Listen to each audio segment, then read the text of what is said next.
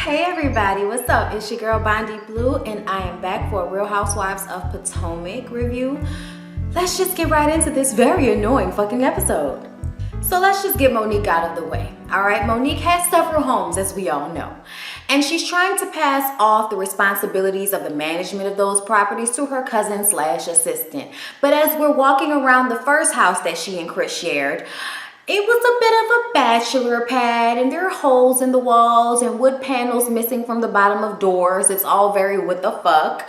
And she's just, like, I need you to take care of this. Like, why am I still having to notice these things? Why aren't you taking care of it? And he's like, well, now that I see it, I got you. Can I get like $20,000 or something like that towards this? Can I get like a credit line? What's up with that? Now shut your stupid ass up. You ain't get no credit line.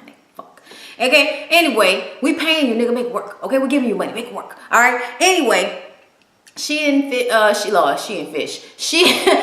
Chris go fishing and have like a very telling scene about their relationship. Like, as she's talking about their relationship, it sounds like sometimes when me and Lyric are talking.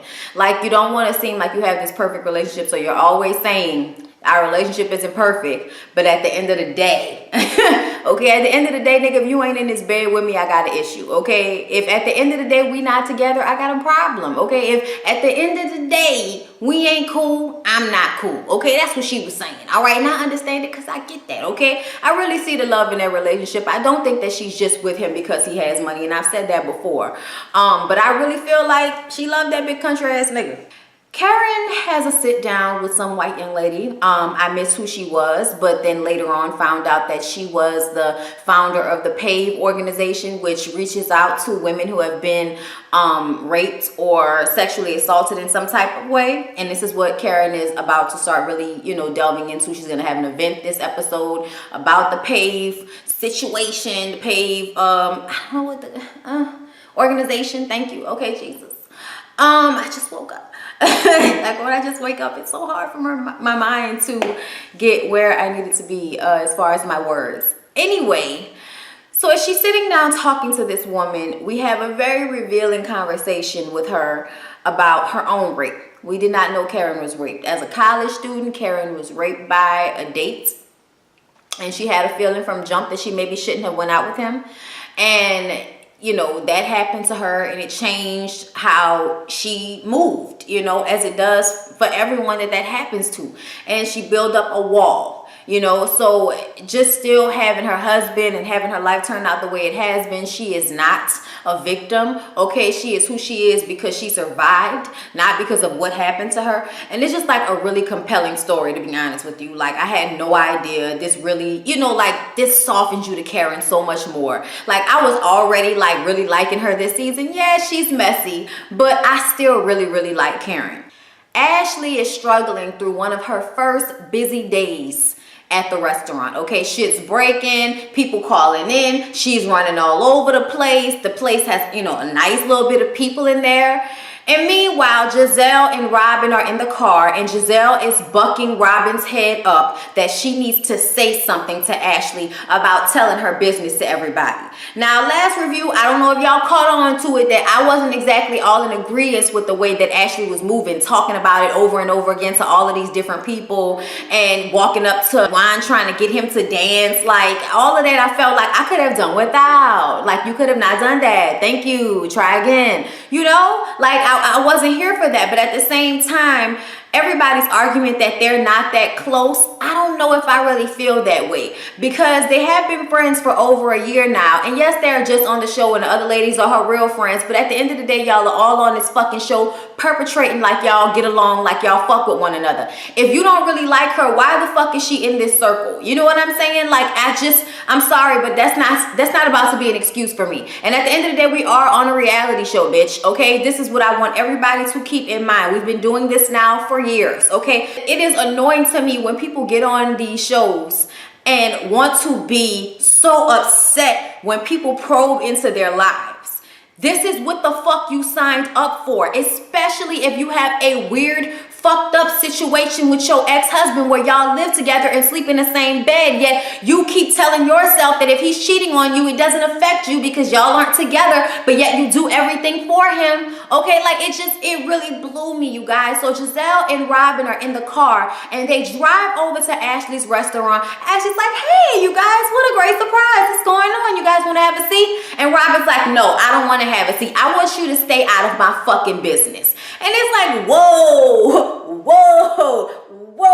where's all this animosity coming from? Like, where's the aggression coming from? And she's like, you know, went around and round and round talking about my business to everybody. And Giselle is being her mouthpiece and her backup and singing how disrespectful she was. And she was talking trash. At this point, they've started to like get all in her face. And Robin is putting her hand in her face. And Ashley's like, get your hand out of my face, Robin. And this is when Robin would have got mushed. I'm sorry. Like, I know we was in her restaurant and Ashley probably did the best thing that she could have done, which was ask them to leave continuously and told them she wasn't going to say anything else about their relationship. She don't give a fuck. Giselle had to go deep and talk about how, you know, oh, you got your failing restaurant and your failing marriage. And it's like, bitch, your marriage has already failed. Why is it okay for Giselle to say that shit to Ashley? But at the end of the day, am I the only one that would have been like, so you heard what happened?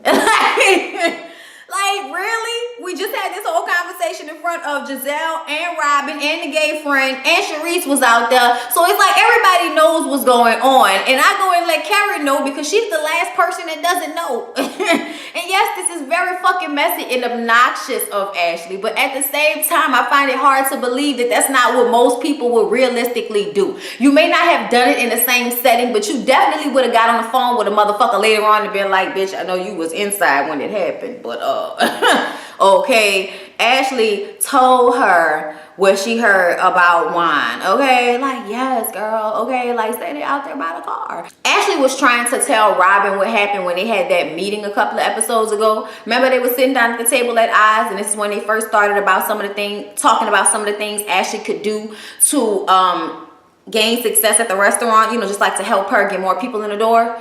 They were having that conversation, and I think that was when she was trying to, you know, talk to her about wine and what she had heard. But Robin shut her down so hard. So after that, it was like, okay, maybe I should talk to the other ladies so they can help me find a way to tell her. So that's what it looked like at first when you did it with Giselle. But then when you went back and did it with Karen, you was just being messy and running your fucking mouth. Like, let's just be real and honest about it. I can't save you from that. Okay, bitch, I can't save you from that.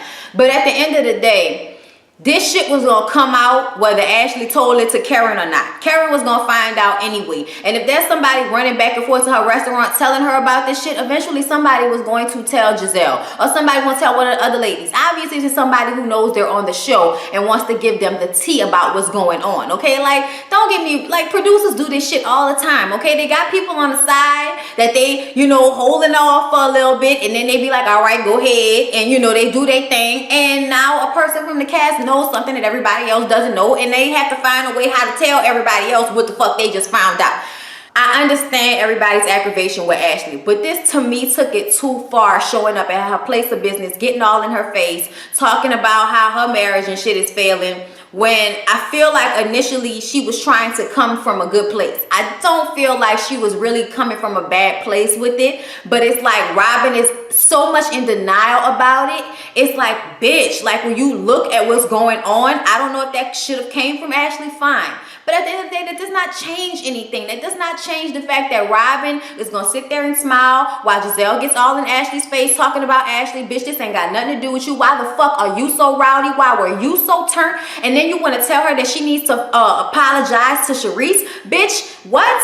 Won't you mind your fucking business? That ain't got nothing to do with you. I felt just how Ashley felt about it. Bitch, mind your business. Me and Sharice's situation ain't got nothing to do with you. And another thing, talking about Sharice will drag you. Bitch, Sharice ain't gonna do shit. Okay, Sharice ain't gonna do shit. I'm tired of y'all acting like y'all about to put y'all bougie ass fucking hands on somebody. Y'all ain't gonna do a goddamn thing, bitch. Shut the fuck up, okay? Y'all ain't gonna do a goddamn thing. And that's very obvious, okay? So they proceed to leave the restaurant after, you know, she kept telling them to get the fuck out. And they're like, yeah, in this empty ass restaurant. And I'm like, this is the one time that you really can't call the place empty. But I'm gonna just go ahead and let you have it with your evil ass, okay? Ashley meets with her mom and her brother. And basically the whole conversation is her telling them how the other girls are picking on her. And I'm like, They picking on you, bitch, but you got a part in this shit too. Like, why you telling it like you ain't doing nothing? But I did like how Rowdy Moms was. Don't let them bully you. Do not. Ooh, girl. I'm getting hot. I'm getting hot. Robin is trying to have a conversation with Juan. And this is when shit starts to like leak out the bottom. Like, bitch, it's leaking. Okay, catch it. It's leaking. You oblivious in denial and it's leaking out on the floor. Okay. She's talking to Juan about, I guess, trying to get his schedule together for this basketball camp that they're starting up, and somebody wants to come and talk to him, and she's asking him about how he wants to do it, and you know, he's like, well, I don't want him to, you know, I don't want to have to go any other place, you know, whatever he was saying about not having to go to them for the interview. And she says, well, okay, well, do you want them to come to you? Well, I just said that. And we both, me and Lyric, sitting up there like, that nigga did not just say that. That nigga did not just say that. Like, so you can tell he has some aggravation and aggression towards Robin. And I'm not exactly sure why. Is it because he feels like, bitch, you living with me, we together, we sleeping in the same bed, but you have been continuously for however long they've been doing this shit, acting like it's not happening. And he goes in the back and talks to a producer, like in a closet or some shit, and he's like, I can't keep doing this. I'm a grown ass man, okay? And the producer is like, do you want to be with her? He was like, me and my kids would have left already.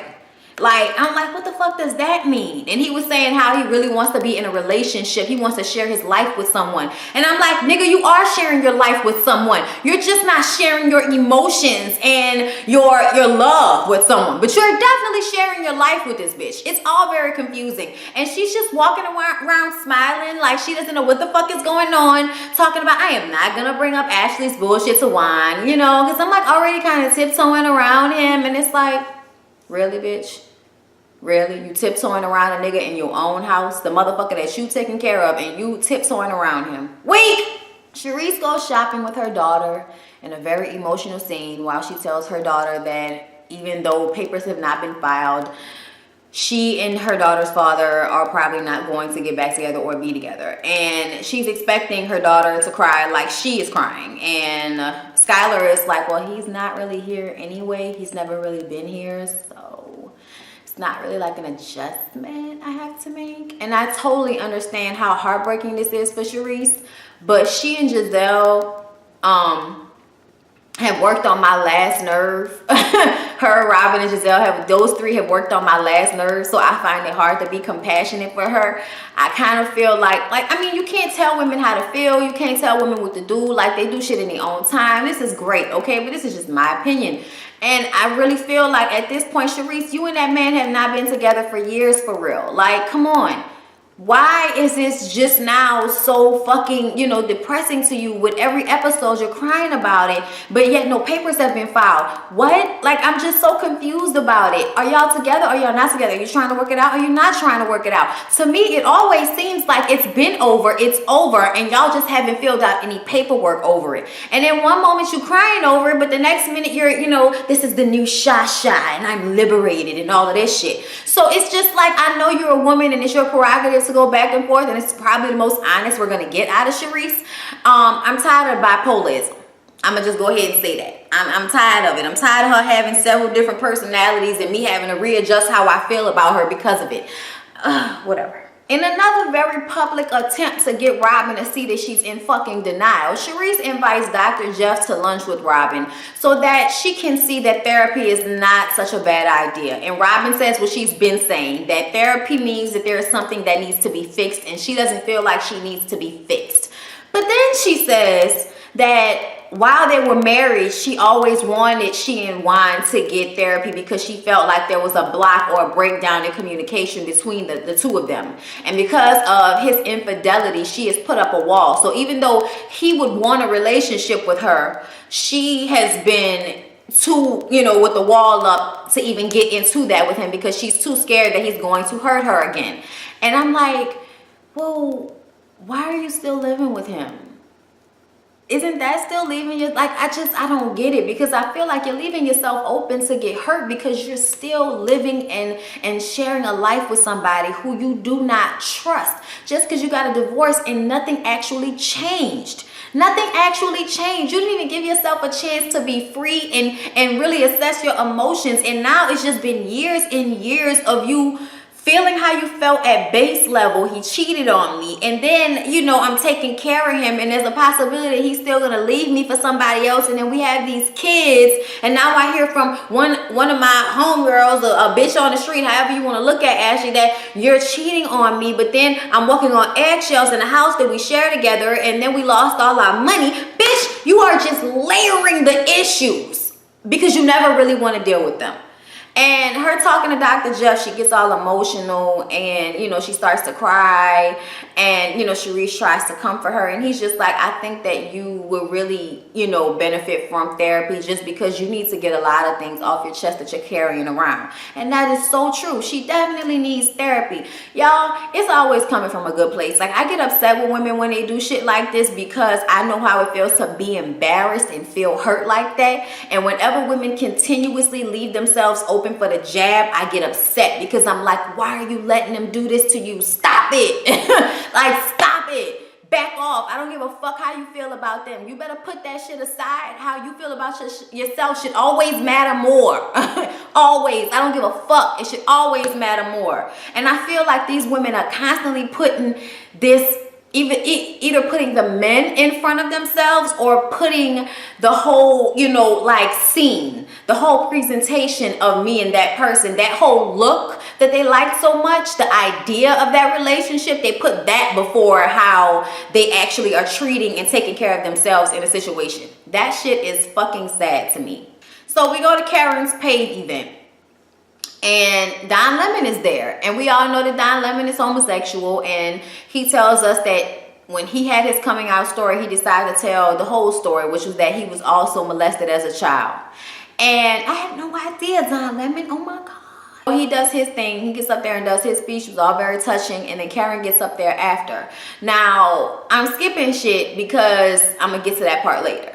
Karen gets up there and gives her speech, and she's very emotional, and all the ladies are really feeling what she's saying and understanding and just looking at her in a whole nother way. When she comes off stage, everybody is so, you know, oh my God, Karen, that was awesome. Oh my God, Karen, I know that's hard. We're so here for you. Fine, I got that out of the way.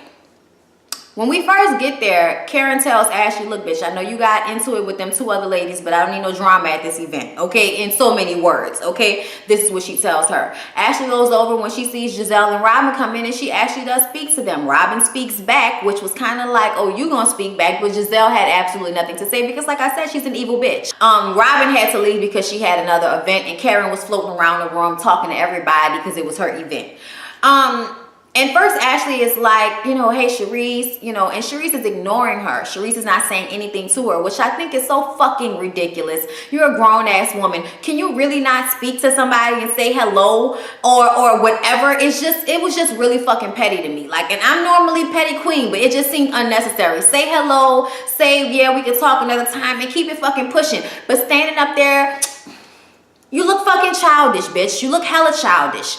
So as she's trying to talk to Sharice, Giselle is like, maybe not right now, Ash. Maybe not today, Ash. And it's like, Giselle, oh my God, would you please go wash your fucking face, bitch. Do me a favor. Stop looking like a clown. Get the fuck out of here with your thirsty for attention, hating ass bitch. Oh my God, works on my nerves. And this is what even blew me even more.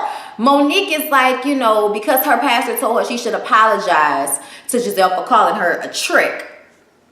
Mind you, Karen and Giselle met up to do some charity work, and this is when she told her about the PAVE thing, and she also told her that Monique called her a trick. So she knows that Monique called her a trick when she wasn't there. But Monique is like, you know, maybe we can get together, maybe we can talk over the phone, have a conversation, you know, and settle our things too. I know this is not the time or the place, but maybe you want to put your number in my phone and we can talk.